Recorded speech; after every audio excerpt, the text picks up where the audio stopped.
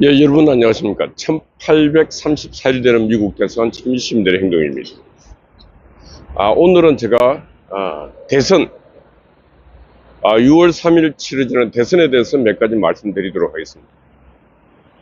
민주당 쪽은 그냥 이재명으로 굳어졌고 이재명으로 이미 모든 준비는 끝나 있습니다. 그리고 이재명은 이미 대선 행보를 깊숙하게 시작하고 있습니다. 그런데 국민의힘당을 보면은 지금 제가 볼 때는 전쟁이 일어나고 전쟁이 임박했음에도 불구하고 전쟁을 준비하는 비상지도부도 없고 지금 오합지졸입니다. 오합지졸. 이런 상태로 전쟁은 치러서 이길 수가 없습니다. 진짜 이길 수가 없습니다. 그래서 국민의힘당 지도부 그리고 국민의힘당에서 이 전쟁을 지금 준비하고 있는 사람들은 일대 쇄신을 하지 않으면 성산이 없다. 그런 말씀드립니다.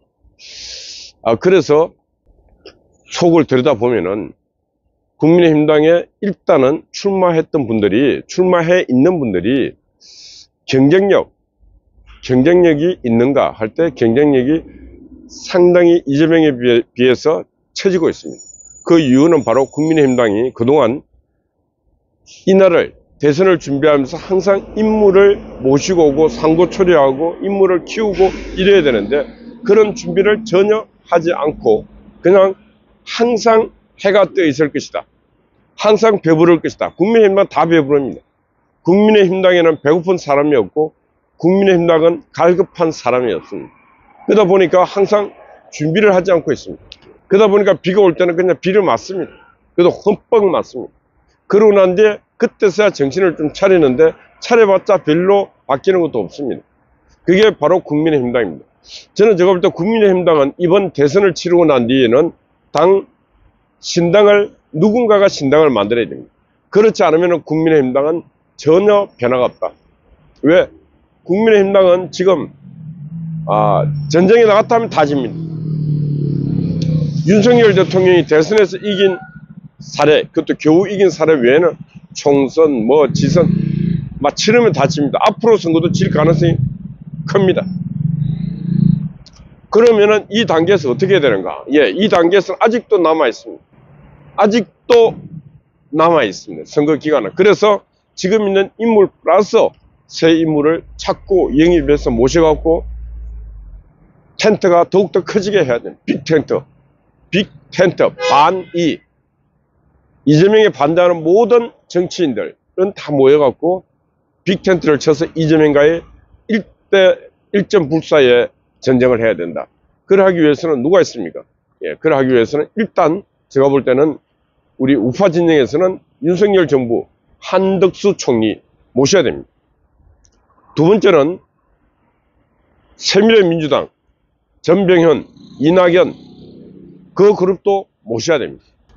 그래서 대통령 출마에 의지가 있는 모든 이준석이도 문제가 있지만 이준석이도 데리고 와서 빅텐트를 쳐서 그 속에서도 대권 출마 의지가 있는 사람들은 거기서도 이재명을 어떻게 내가 잡을 수 있는가.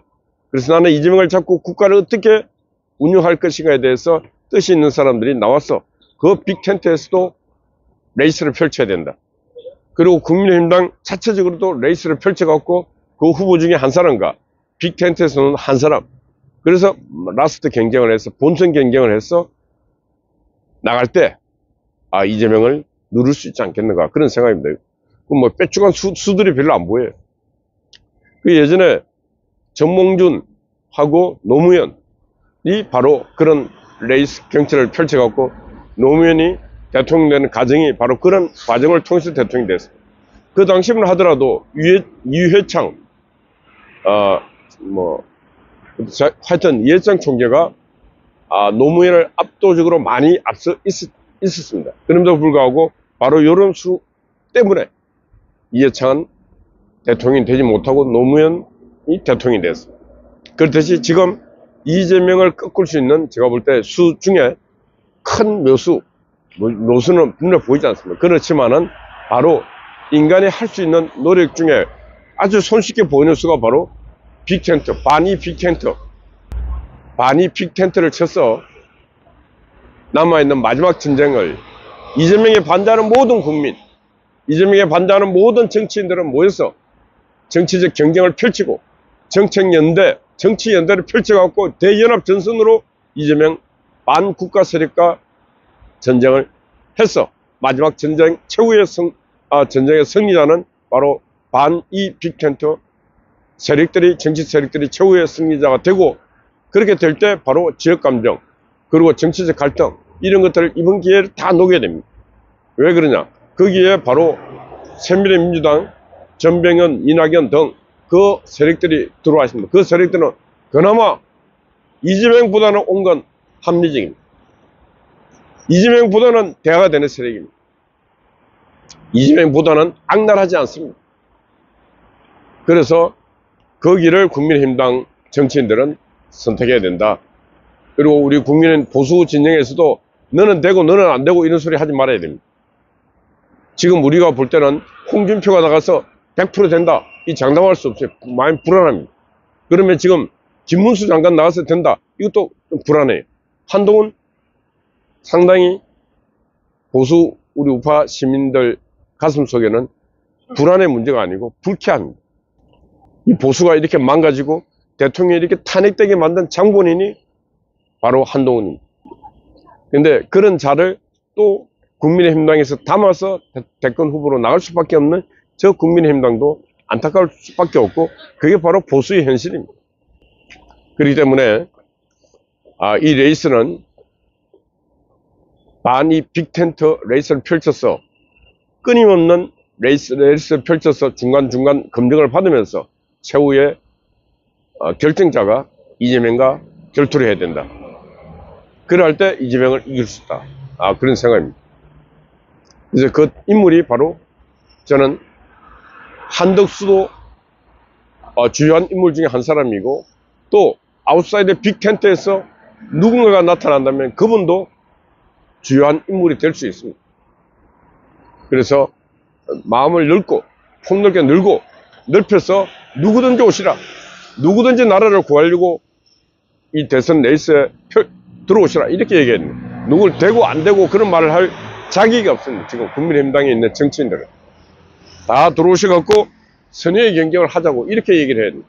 그래 할 때 우리 보수의 폭, 우파의 폭이, 진폭이 넓어지고, 그래 할 때 중도까지 확장이 되는 것이고요. 누구는 되고 안 되고 쌈박질 하다가는 망한다. 그런 말씀 드립니다. 어제 이재명의 와이프 김혜경, 이 선거법 위반으로 항소심에서도 벌금 300만원 구형을 받았습니다. 예. 다음 달에 이제 선고가 2심 항소심 선고가 일어나면은 틀림없이 유죄 선고일 가능성이 높습니다. 그러나 이재명 일당들은 이렇게 법원에 선고를 받아가면서도 전혀 눈빛 하나 변하지 않습니다. 김혜경 얼굴 보니까 불안한 게 한 개도 없어요. 뭔가 이미 약을 먹였는지 하여튼 불안하지 않아요. 다른 모든 국민들은 1심에서 100만원 선거 사범은 100만원 이상 받으면 선거권, 피선거권이 박탈됩니다. 그래서 엄청나게 불안합니다. 근데 항소심에 또 300만원 받았는데도 멀쩡해요. 그만큼 저 인간들은 인면수심에 가슴 양심까지 철판을 깔고 살고 있는 자들이다, 이렇게 느끼지 않을 수가 없습니다. 죄책감도 하나도 없습니다. 예, 어제 하루는 또 윤석열 대통령이 내란 형사재판 첫 재판을 또 늦게까지 받았습니다. 이 내란 형사재판에서는 반드시 법리적으로 윤석열 대통령이 승리하는 그런 형사재판이 되기 바랍니다. 이 형사재판은 여론재판이 아니고 법리재판이기 때문에 반드시 승리할 수 있는 재판이라고 생각합니다. 그래서 재판에 임하는 자세 철저하게 임해서 반드시 내란 사범의 불명예는 벗어내고, 윤석열 대통령이 비상계엄을 선포했던 것은 대통령에 부여된, 최고 존엄에게 부여된 비상대권 그 자체를 선포했고, 그 선포한 내용은 바로 국가가 위기, 체제위기, 헌법이 누더기가 되어 있고 헌법이 작동되지 않는 이 현실에서 윤석열 대통령이 선택할 수밖에 없는 선택지였다는 것을 우리 국민들에게도 알리고 법정에서도 재판관에게도 알려서 최후 판결은 무죄 판결을 받을 수 있기를 바랍니다. 예, 오늘 제목은 반이 빅텐트를 쳐라. 반 이재명 빅텐트가 필성 전략이다. 예, 반이 빅텐트가 필성 전략이다. 예, 반이 빅텐트를 칠 수 있는 마음의 여유가 있어야 됩니다. 나는 되고 니는 안 된다 그런 생각 절대로 해서는 안 되는 것입니다. 예, 어제는 우리 아군 스파이 파워 밤을 새웠습니다. 우리 송아지도 변함없이 초소를 지키고 있습니다. 우리 미경님, 한각희님, 여러분들 파이팅입니다. 감사합니다.